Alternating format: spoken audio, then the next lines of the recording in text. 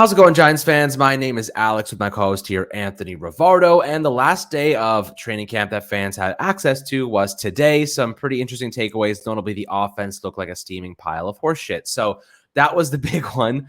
A couple of injury stuff, some injury news on Aziz O'Gelari, on Shane Lemieux, Kadarius Toney, John Feliciano added to the mix, and Josh Azudu. So, some guys that are dealing with some stuff. Ojulari came back today, finally off the physically unable to perform list after dealing with a minor hamstring injury. So the Kayvon Thibodeaux and Aziz O'Gelari tandem is officially loading. But the offense looked like ass today. They really struggled.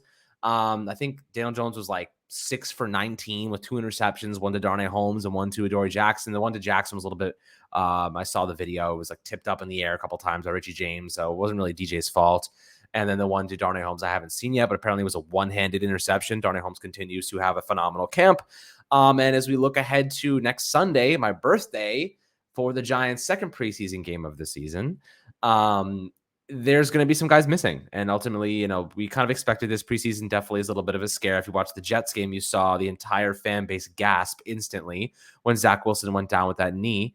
Luckily, it seems to be just a bone bruise for him. So that was a big, good takeaway for them. But the Giants have their fair share of injuries and even guys that didn't play. So we'll discuss that. But Anthony, before we dive into some of the more pressing discussions, how are you doing today, my friend?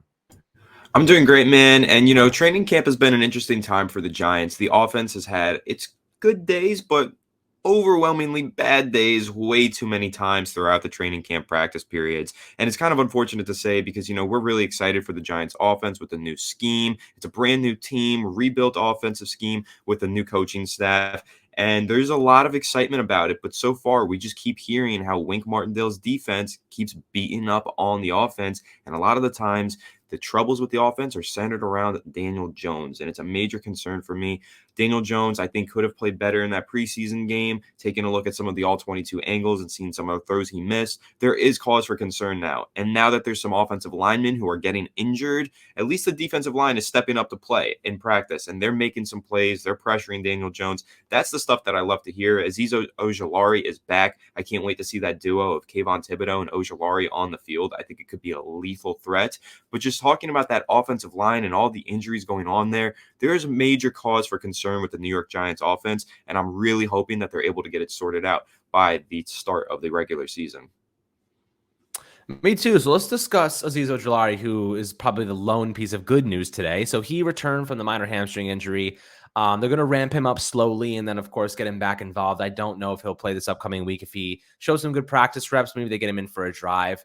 They don't want to re-aggravate that injury, but he passes physical, so seems to be all good there.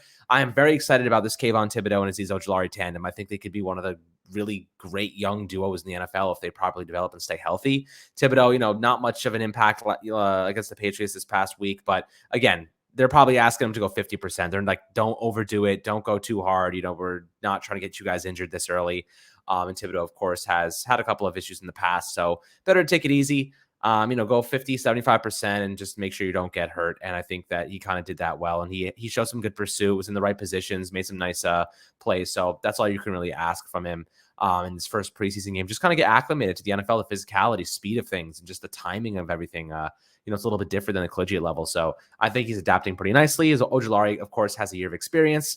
He set the rookie sack record for Giants after they started recording sacks. I think LT probably has it wrapped up if they were to go back and look at his rookie season. But in the era where they're actually tracking sacks, Ojulari leads the team in terms of rookie sacks. So pretty good stat for him there. But I think that he's going to have a good second season. He added about 10 pounds of muscle mass. The frame, the size, he should be able to seal the edge a little bit better, play the run defense a little bit better. And of course, use his bull rush and more physical side of his pass rush moves to kind of extrapolate on his skill set. So I'm excited to see that. But how excited are you to see Ojulari make this return and start to see a little bit of the tandem of Thibodeaux and Ojulari? Yeah, as I mentioned, I'm thrilled to see Aziz O'Gelari and Kayvon Thibodeaux play together. Everyone knows who's been watching this channel for a long time. You all know that I was a huge fan of Aziz O'Gelari ahead of the 2021 NFL draft. Before he was ever on the New York Giants, I wanted him on the New York Giants. There were discussions about could the Giants end up taking Aziz O'Gelari with the 11th overall pick. I said, you know what? I think he's a top 15 talent in this year's draft class. I wouldn't be pissed off if the Giants took him at 11, but because of where his draft stock was, I thought if they traded down to around 20, that would be a good place to take Aziz O'Gelari. So then they traded down to 20. They didn't take Aziz. They took Kadarius Toney instead, traded down to 50, and got Aziz O'Gelari with the 50th overall pick in the draft. And I thought that was just a dream come true, an unbelievable scenario that played out in the favor of the New York Giants. And I think that was an absolute steal to get a first-round talent that late in the second round. And he proved that he was a first-round talent in his rookie season. Sure, he had his fair share of hiccups. He could have been better in run defense. He had some games where he kind of disappeared for a little bit, but that's expected with a rookie pass rusher. It's not easy to make that transition from college to the NFL, going up against NFL-level offensive linemen, especially when you're a rookie and you're the best pass rusher on the Giants' edge. That made things a lot tougher for Aziz O'Gelari. But now, Kayvon Thibodeaux in the fold, Aziz O'Gelari isn't the best pass rusher. He isn't the guy that defenses are going to be keying in on. They're going to be double teaming and keying in on Kayvon Thibodeaux, which is going to lead to a lot of single one-on-one blocks that Aziz O'Gelari can just shed and get to the quarterback. It's going to make life a lot easier for him and for Thibodeaux. When Aziz O'Gelari is on, Thibodeaux gets less difficult matchups. When Kayvon Thibodeaux is on, less difficult matchups for Aziz O'Gelari. They're going to work in tandem together, and it's going to be a lethal pass rushing duo, and I just can't wait to watch it unfold during the regular season. I think this could be maybe the biggest X factor to the success of the New York Giants defense this year. Yeah, just to build on top of that, when you have so much attention being allocated toward those two guys, you need to chip them with tight ends, use your running backs. In Wink Martindale's system, it opens up the defense entirely. Because he uses linebackers to blitz, he uses safeties, he uses nickel corners. You're going to see so many versatile blitzers, and when you have to allocate two players to Kayvon, you have to allocate two players to Aziz O'Gelari, Leonard Williams, for goodness sake, and Dexter Lawrence, big bodies. You can't really stop them. You know what I mean? Like the defense has been just crushing the Giants offense in practice, mainly because they're blitzing them at an unbelievable rate. It's a good test for the offensive line, honestly. I think that it'll be a little bit easier against other defensive schemes because they don't blitz as much. But seeing how much they're blitzing now, and if they can hold up, it's a good sign. But right now, the offensive line is dealing with a little bit of injury. Of course, Lemieux is the next guy we're going to discuss. He was ruled out in the preseason game with a toe injury. Seems to be more of a foot issue. Brian Daboll was a little bit more vague today about it, so you didn't exactly kind of give a timetable for return, exactly what's going on with his foot. But he did say that he could miss some time in the regular season. He could miss the first week or first 2 weeks. So that is something to be aware of. Lemieux, obviously we were rooting for him, hoping he was going to have a good couple of weeks here in preseason, but now we're kind of looking ahead and saying, is he going to be ready for week 1 of the regular season? We don't know just yet. So Josh Azudu probably we penciled in there, but he's also dealing with something. I don't think it's disclosed. So, he's questionable for this upcoming week's game in the second preseason game of the offseason. But then you kind of look at last week, he was also questionable against the Pats. So maybe he'll play, dealing with something. Obviously, it's not too serious, more load management maybe. But Ben Bredesen will probably be filling in at center and left guard, because John Feliciano also left practice today. He got twisted up. His upper body got twisted up a little bit. So he left practice early. Ben Bredesen took over at center, and then Max Garcia slotted in at left guard. So the offensive line quickly is losing depth here, which is definitely not what you want to see. Just definitely something to be aware of. Luckily, our tackles remain healthy, which is the most important part of the equation. And, Mark Lewinsky is still healthy at right guard. So it seems like all of our average to below average players just consistently get hurt. It's kind of annoying. Knock on wood there. But I will say that Lemieux's injury is a little bit concerning. I don't exactly know what it is. I don't think anybody really does except for the team. So hopefully he returns quickly. And John Feliciano just kind of got twisted a little bit, and hopefully just needs a day's rest, and he'll be back at it as well. So what are you thinking about Lemieux's injury? Who do you think steps up in his absence? Because I think Josh Azudu is the guy that I'd like to see kind of rise to the occasion. Yeah, I'd love to see Joshua Azidu rise to the occasion, but unfortunately, from what we've heard, he's also hampered with a little bit of an injury.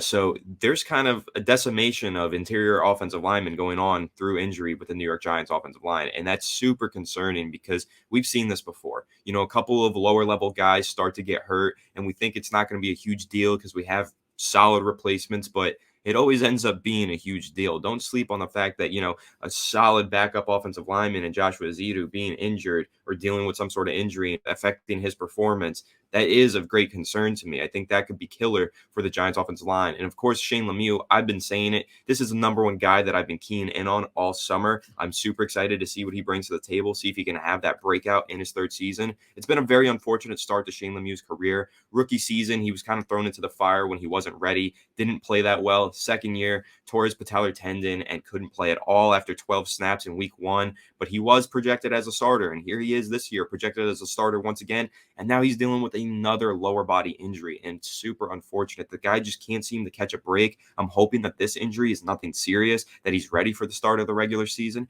because I do think that Shane Lemieux has been playing really well throughout the training camp process, and he could make a name for himself in his third year with the New York Giants as a starting left guard. But of course, talking about John Feliciano as well, it's been really tough to get him on the practice field. He's got to be behind, right? Because he missed a bunch of time with the hydration and heat issues. And so you're missing valuable practice snaps there, conditioning your body. And that's obviously what the issue was getting conditioned in this heat. Very difficult task. He's probably really far behind as far as conditioning goes. And now with Aziz also dealing with an injury, they're trying Ben Bredesen out at left guard center, kind of moving him around.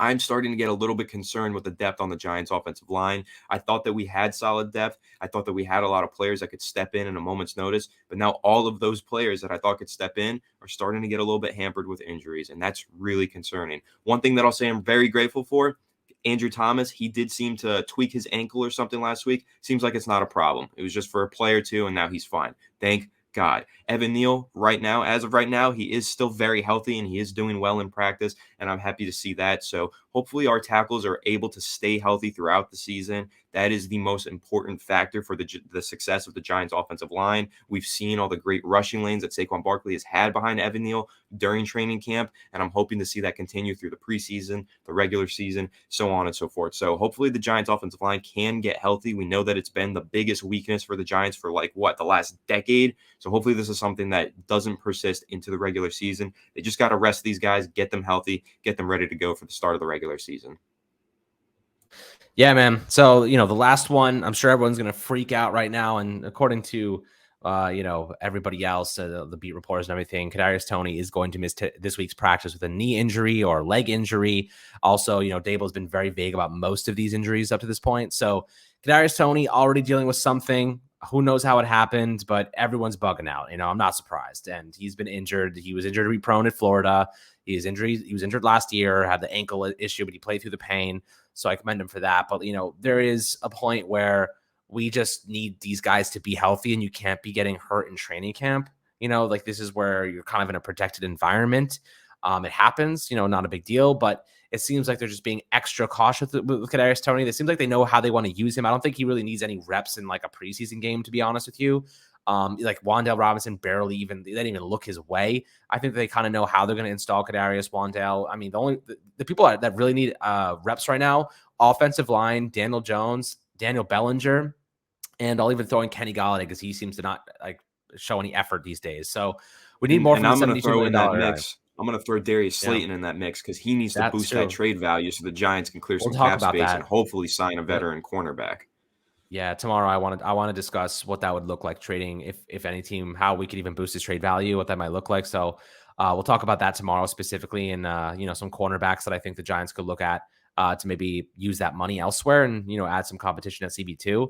But right now, Kadarius Toney with the leg injury, definitely a little bit concerning. It doesn't seem like it's anything crazy. I saw a video of him today. He wasn't limping or anything. Just had he kind of just had like a not even a brace, but a sleeve on it.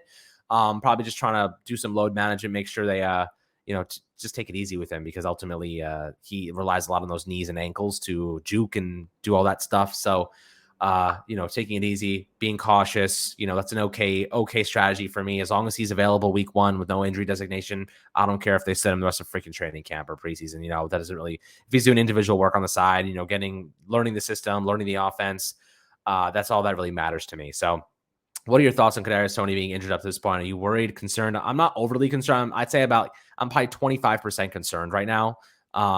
I think it's too early to really make any blasphemous accusations, but it definitely is a little bit, it's just annoying. I guess I'd say it's just annoying to see him injured this early in camp.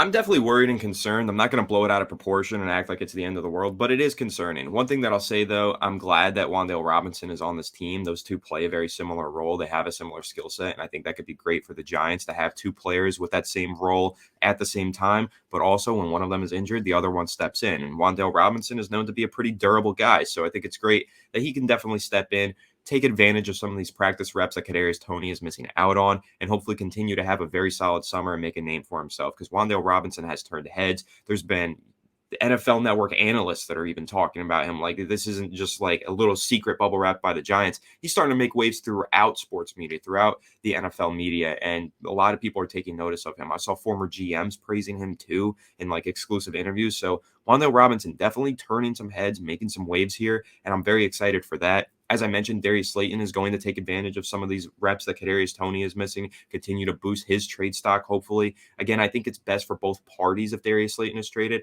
I think there's a team out there that could make him a starter, give him more time, more playing time on the field, would be better for him and his career. And also, the Giants don't need to give him that much playing time. He doesn't really have a role now with the New York Giants offense, so it's better to just save that cap space and invest it elsewhere, in my opinion. But with Kadarius Toney, everyone's going to be concerned because he has been so injury prone through the first season of his career. And now throughout this summer, there's been injuries that are just hampering him. And it is super concerning for me. I think that Toney, again, I don't want to blow it out of proportion. It sounds like it is a minor injury. It sounds like it's just something on his leg that's bothering him, and he should be good to go for the start of the regular season. And another thing that I will say is Brian Daboll has been extremely cautious with every single injury that the Giants have had this offseason. If you've been paying close attention, Kayvon Thibodeaux was probably good to go after just a couple of practices when he had his hip injury early in minicamp, but they were just like, nope, you're just not practicing. We don't need to risk it. We don't want you aggravating it, making it worse, pulling a different muscle because you're overcompensating because your hip is hurting.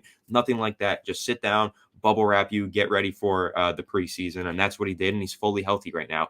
There's a great chance that that's what they're doing with Kadarius Toney. Maybe Kadarius could go out there and play in the next preseason game, but why risk it? It's exhibition. It's practice. We'd rather have him saved for the regular season games. And I think that's probably the mindset that Brian Daboll is having, because that's what he's had all summer long. So with Kadarius Toney, I don't want to blow it too far out of proportion, but the fact that they are very vague with this injury is a little bit concerning because we don't know what exactly it is. And maybe it is a little bit more serious than we realize, because that's kind of something that's happened before. We're like, oh, it's just a minor injury, no big deal. And then it ends up turning into something a little bit more serious. But maybe the Giants keeping him out of practice for a week, that's their way of preventing it from becoming a more serious injury. So keep that in mind. Hopefully Kadarius Toney's ready for the start of the regular season. You guys know Toney right here. I'm a huge Kadarius Toney fan, and I can't wait to watch him on the field in the regular season. But man, he needs to stay healthy. He needs to get healthy. And I think the Giants are wise to try and bubble wrap him for the regular season.